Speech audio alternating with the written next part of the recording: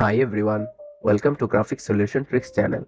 Today we will show you how to create and delete proxy video in Camtasia. First, open Camtasia, then import a video. Now you can see this video is a high resolution. If your PC is very old, then this could create lag or crash Camtasia. So for smooth editing, you can use proxy video feature. For that, right click on this video and select proxy video.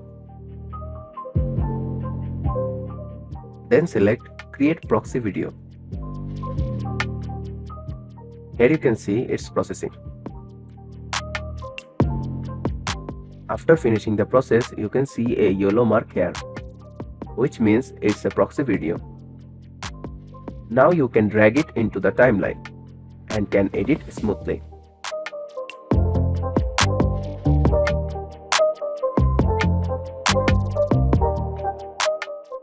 Now if you want to delete the proxy video and add the main video in timeline, right click on the bin video and again select proxy video. Now click on delete proxy video. It will be deleted. Now you can use the video with high resolution. That's it. If you find this video helpful, please make sure to subscribe our Graphic Solution Tricks channel